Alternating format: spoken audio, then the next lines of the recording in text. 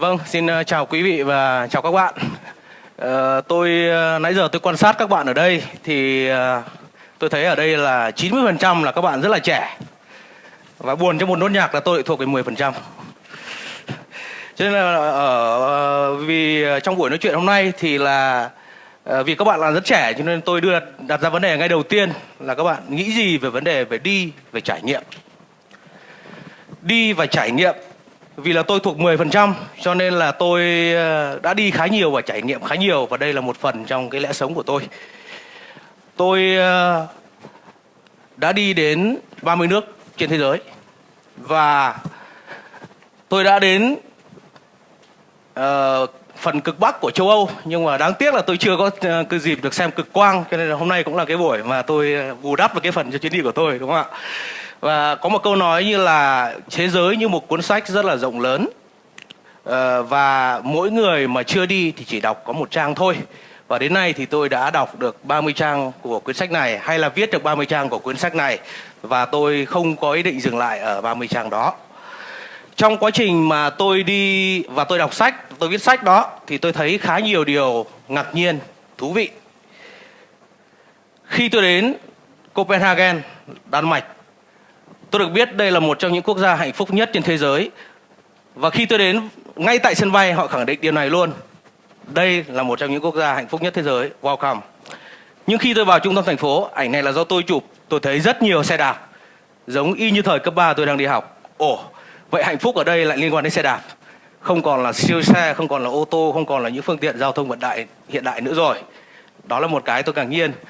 Rời sang một nước quốc gia khác cũng ở Bắc Âu là Thụy Điển. Và khi tôi đến Thụy Điển, tôi trên chuyến xe buýt này từ sân bay về trung tâm thành phố, tôi mua vé và tôi trả tiền mặt như một lẽ thông thường.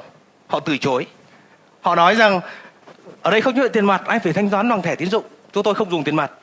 Tôi rất ngạc nhiên. Tôi nói tiền mặt là vua, nhưng họ nói tiền mặt là vua ở chỗ khác, còn ở đây các anh vẫn phải dùng thẻ. Với những sự đa dạng như vậy, tôi phát hiện ra cũng khá nhiều điều có thể nói là rất là sáng tạo ở trên thế giới này. Bắt đầu từ một cái vật dụng mà chúng ta dùng rất là nhiều hàng ngày. Đấy là chiếc toilet. Tôi có công tác trong công ty đa quốc gia và tôi được đi biệt phái 2 năm tại bên Ý. Và đây là chiếc toilet mà tôi quan sát tới tại bên Ý. Chiếc toilet này có 2 phần, mà phần chính ở bên tay trái là nơi chúng ta dùng để tác nghiệp cái nhiệm vụ chính của mình. Sau khi tác nghiệp nhiệm vụ chính, chúng ta có phần hoàn tất, finalization, là chúng ta chuyển sang bộ phận bên kia. Và phần đó thì phần hoàn tất này chúng ta rời sang cái cơ sở hạ tầng đó và hoàn tất với cái yếu tố liên quan đến nước, đúng không ạ? Và vì cái bồn phần 2, cái cơ sở thứ hai đấy nó khá giống với bồn rửa mặt, cho nên là tôi không chắc là có ai nhầm không.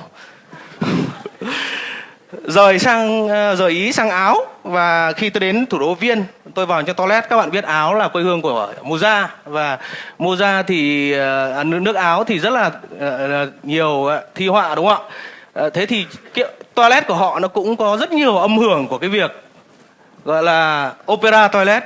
Từ các bạn cảm nhận được rất nhiều opera, yếu tố opera trong toilet này, nhưng mà cũng không bởi vì vậy các bạn vào các bạn quên mất nhiệm vụ chính của mình. Đó. Rồi chuyển sang Nhật Bản, nơi tôi mới ở đó về cách đây 2 tuần trong một chương trình phát triển năng lực lãnh đạo 2 tháng. Thì toilet ở Nhật Bản là một cái, có thể nói là một cái thu gọn hơn và đơn giản hơn, ít nhất là so với Ý, vì nó kết hợp 2 cái lại. Cơ chế hạ tầng thứ hai đã được chuyển sang, và theo đó thì chúng ta bấm nút, và việc đó chúng ta hands free, rảnh tay với một số thao tác mà chúng ta có thể hình dung. Tuy vậy, Nhật Bản là quốc gia lạnh, và khi ngồi đến đó chúng ta không có cảm nhận thấy bộ phận quan trọng của cơ thể của chúng ta bị cảm giác lạnh nữa, bởi vì họ có cơ chế sưởi ấm.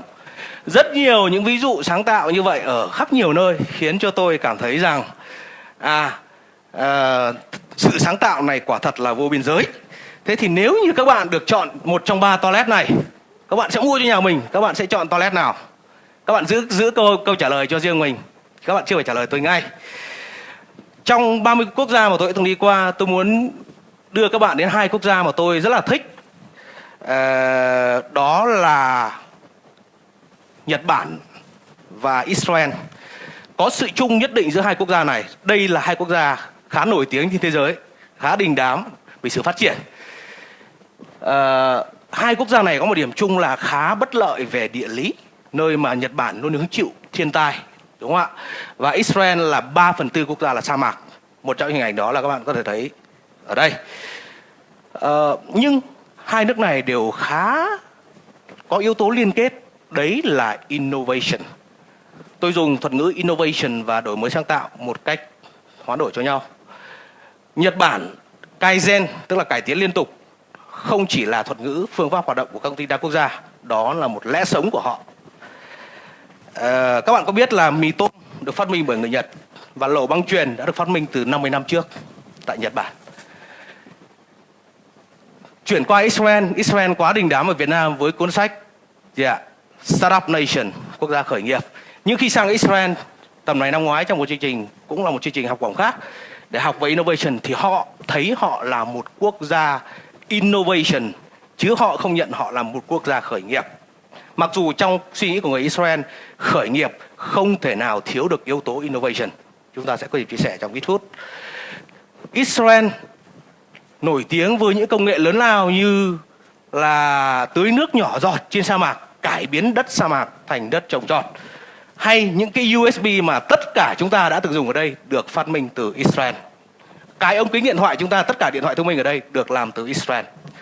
Thì hai yếu tố mà giống nhau giữa Nhật và Israel ở đây, họ đều nhấn mạnh về innovation.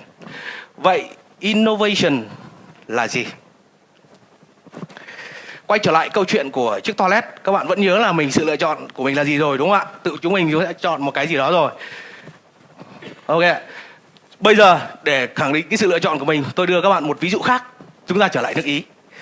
Đây là chiếc Vespa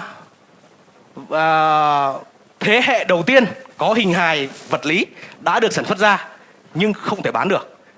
Một phần lý do bởi vì nó khá xấu. Và cũng không bởi vì lý do người trên là người mẫu hay không, bởi vì chiếc xe nó quá xấu. Chiếc xe thứ hai nó cũng không quá đẹp, nhưng bởi vì nó quá dài. Đúng không ạ? Đây là một chiếc xe không phải để bán mà để kỷ niệm Vespa Limousine trong một lễ kỷ niệm đặc biệt của thương hiệu Vespa. Và hai chiếc xe này đều là có hình hài nhưng không phải sản phẩm thương mại trên thị trường. Tại vì tôi không nghĩ nhiều người sẽ mua nó với chức năng để đi lại hàng ngày. Chiếc xe Vespa ở bên tay phải ở đây vẫn là tôi thôi. Là một chiếc xe mọi người có thể là một trong những chiếc xe đã được bán khá nhiều trên thị trường. Đúng không ạ? Và nếu ai đó quan tâm đến cái chiếc xe này thì có thể thấy đây là một chiếc xe có một cái giá trị nhất định ở trên thị trường. Thế thì đâu là sự khác biệt giữa những chiếc xe này? Những hai chiếc xe ở bên trái kia đó là creativity. Chiếc xe bên phải là innovation. Như vậy, innovation khác creativity ở chỗ nào? Creativity là những ý tưởng kết nối bởi những sự không liên quan đến nhau, tạo yếu tố gây cười. Chúng ta cười với chiếc Vespa này, đúng không ạ? Và hàm chứa những giá trị nhất định nhưng chưa có giá trị ra ngoài thị trường và được đám đông chấp nhận. Nó chỉ được trở thành innovation khi nó được đám đông chấp nhận và tạo ra giá trị cho thị trường, cho cộng đồng. Và cái giá trị, cái thể hiện rõ nhất của việc chấp nhận đó là người ta sẵn sàng mua sản phẩm đó. Tức là innovation luôn đi kèm với hiệu quả tài chính. Quay trở lại câu chuyện của chiếc toilet. Những chiếc toilet mà các bạn vừa chọn trong đầu là tôi sẽ chọn chiếc toilet này ấy, đấy là innovation. Còn hai cái còn lại mà các bạn chỉ thấy cười á và không chọn nữa, đấy là creativity. Vậy thì câu chuyện rõ ở đây là innovation và creativity. Tôi xin phép dùng hai từ này thẳng tiếng Anh từ đây luôn. Là các bạn phân biệt được sự khác biệt rõ ràng chưa ạ? Ok. Rồi. Thế còn quay trở lại. Thế thì innovation có những yếu tố nào để hình dung cho một innovation khác với creativity? Có rất nhiều ý tưởng là creativity, nhưng không chỉ có một số ít trong đó là innovation. Những yếu tố là innovation chắc phải thuộc về creativity, nhưng có rất nhiều những yếu tố, những ý tưởng rất là hay nhưng khi đưa ra thị trường thành thương phẩm không làm được. Đấy không phải là innovation. Để mà biến một ý tưởng sáng tạo hàm chứa giá trị creativity thành một cái innovation, chúng ta phải gọt giũa, chúng ta phải sửa đổi, chúng ta phải thực thi. Và quá trình đó mới biến một ý tưởng creativity hàm chứa giá trị thành một sản phẩm, dịch vụ, giải pháp innovation. Như vậy, innovation sẽ bao gồm những tiêu chí như thế này. Thứ nhất là nó phải có một ý tưởng mới. Không phải là một ý tưởng cũ, một ý tưởng mới. iPhone là một ý tưởng mới, tại vì nó là điện thoại đầu tiên mà chưa có một cái bàn phím điện thoại nào mà không có bàn phím mà có một nút cả, đúng không ạ? Nó phải giải quyết một vấn đề USB, ổ USB ra đời, chứ chúng ta không phải mang cái ổ cứng di động đi khắp mọi nơi nữa, đúng không ạ? Và số lượng dung lượng ổ USB ngày càng tăng lên. Nó sẽ phải tạo một cái giá trị gia tăng, đây là điều quan trọng nhất. Giá trị gia tăng là Uber. Ở đây rất nhiều người đã từng đi Uber, tôi khẳng định như vậy, đúng không ạ? Chúng ta thu được khá nhiều giá trị gia tăng. Chúng ta mua lon Coca với tên của ai đó hoặc tên của chính chúng ta ở trên lon, chúng ta thấy một cái niềm vui, đấy là giá trị gia tăng, đúng không ạ? Hay là chúng ta mua ở cửa hàng ảo bằng điện thoại di động thì chúng ta cũng giải quyết được khá nhiều vấn đề, không phải chịu cái mùi nữa, không phải đến trực tiếp đi xa nữa, không phải, đúng không ạ? Thì đây là 3 tiêu chí khiến cho một ý tưởng hàm chứa giá trị creativity, sáng tạo đó thành innovation. Tôi đi rất nhiều nơi rồi và các bạn có biết là ấn tượng của người nước ngoài với Việt Nam chúng ta là gì không ạ? Một từ duy nhất, rất nhiều nơi: war. Việt Nam đồng nghĩa với chiến tranh. Cũng không phải bởi vì là chiến tranh cả mấy nghìn năm, mà chiến tranh trong những năm gần, trong một thập kỷ, trong một thế kỷ qua. Và các bạn có biết là trong chiến tranh, chính người Việt Nam chúng ta đã có rất nhiều sáng tạo. Chúng ta có những bếp hoàng cầm, là có thể thế hệ chúng ta quá trẻ để này, nhưng khi chúng ta đun bếp trong chiến tranh, khói lên cao, máy bay địch phát hiện và chúng ta có thể đánh mất cuộc sống của chúng ta. Thế thì cái bếp hoàng cầm này là một cái sáng tạo, bởi vì nó chia nhỏ những cái luồng khói ra thành nhiều nơi khác nhau, và vì bởi vậy khói quá nhỏ để được phát hiện, và cái giá trị tạo ra ở đây đơn giản là nó cứu mạng con người. Chúng ta có những chiến tranh du kích là một đáng sáng tạo khác, thị trường khác của Việt Nam, và chúng ta ở đây sống trong hòa bình một phần bởi những sáng tạo như thế của thế hệ cha ông đi trước, đúng không ạ?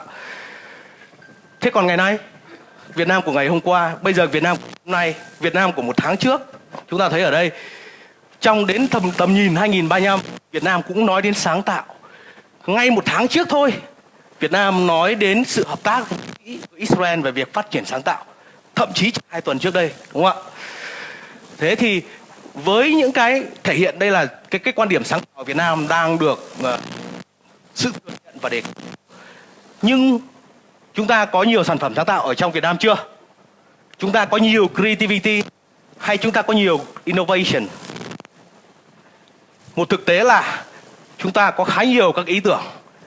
Chúng ta có một ý tưởng làm một chiếc tàu ngầm. Tôi không biết bao nhiêu người đã từng nghe đến ý tưởng này. Chúng ta có ý tưởng làm một chiếc trực thăng máy bay. Đều là những người từ những... Chúng ta có ý tưởng về một game ngữ văn. Tức là học sinh thì chỉ thích chơi game và cô giáo thì chỉ thích ngữ văn. Cho nên cô giáo đến một ngày quyết định là tôi sẽ làm một game để nó làm chơi game đấy thì nó thay viết ngữ văn.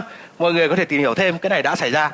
Những ý tưởng này là những ý tưởng không tồi, nhưng để nó trở thành một cái game ngữ văn để bán, để trở thành một cái tàu ngầm chúng ta không phải mua nước ngoài nữa, hay để một cái trực thăng chúng ta có thể bay thẳng từ đây về nhà của chúng ta hay là về quê của chúng ta, thì nó cần rất nhiều sự hỗ trợ khác nữa, rất nhiều quá trình thực thi khác nữa để nó thành một cái giải pháp, sản phẩm, dịch vụ có thể thương mại hóa, có thể tạo giá trị cho đám đông.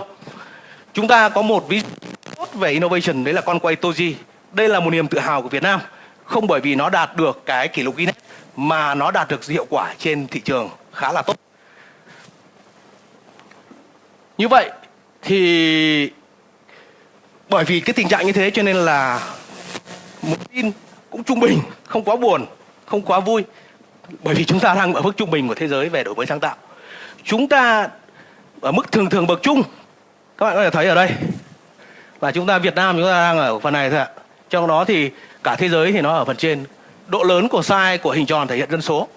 Tức là Việt Nam chúng ta hơn được Indo nhưng mà thua Thái Lan, thua Malaysia, thua luôn cả Mông Cổ.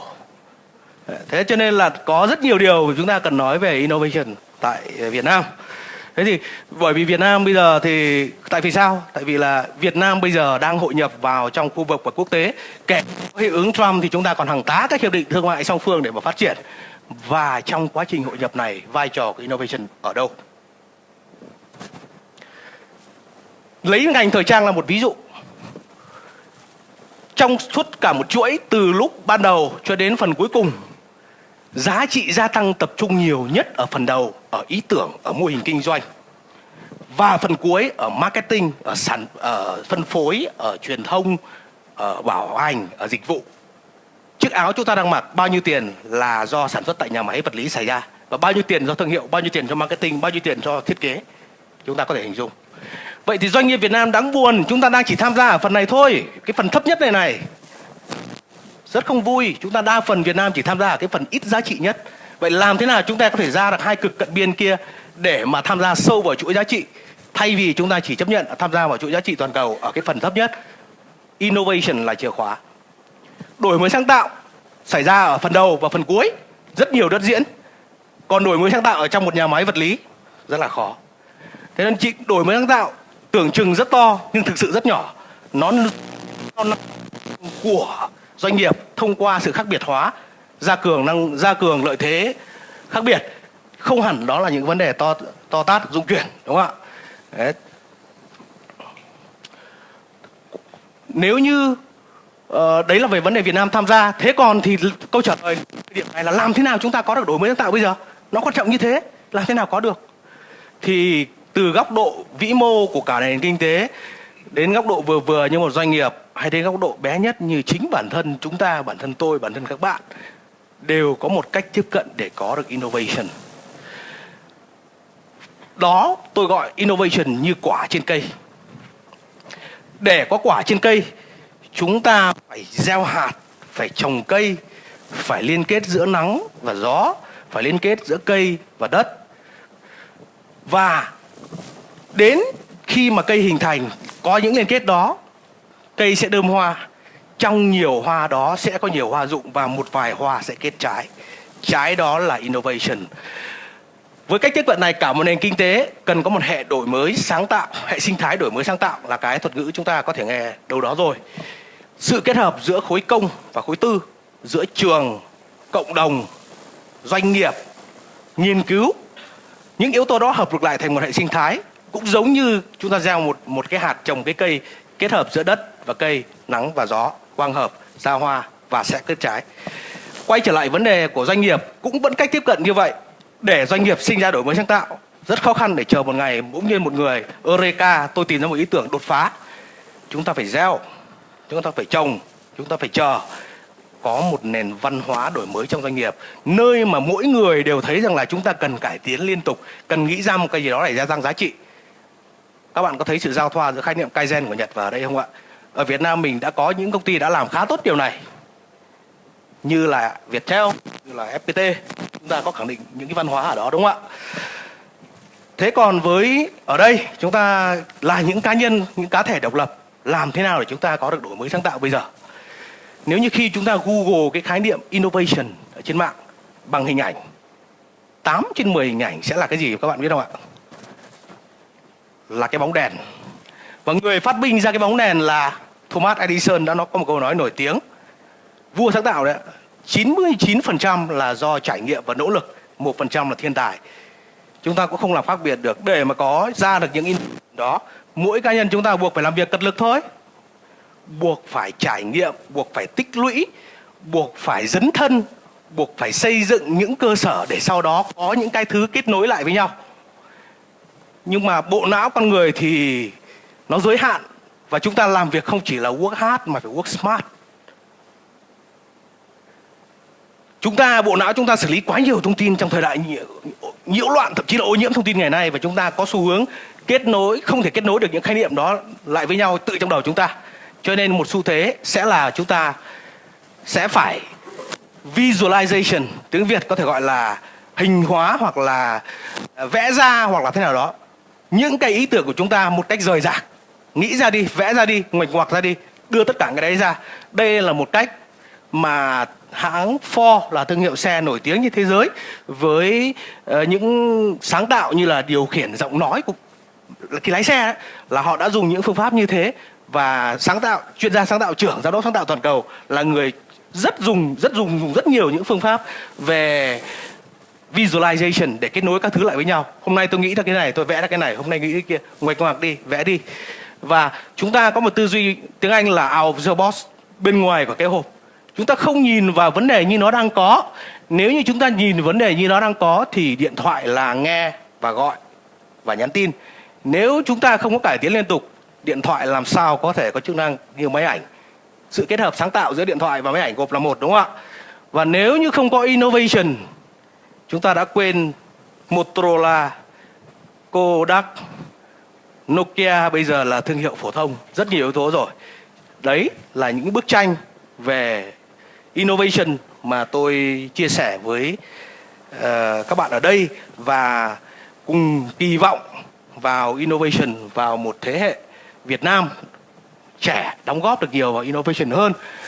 Chúng ta sẽ phải trải nghiệm, chúng ta sẽ phải đọc sách, chúng ta sẽ phải tích lũy. Và nếu như các bạn muốn hỏi kinh nghiệm về 30 nước trên thế giới, tôi sẵn sàng chia sẻ. Xin cảm ơn.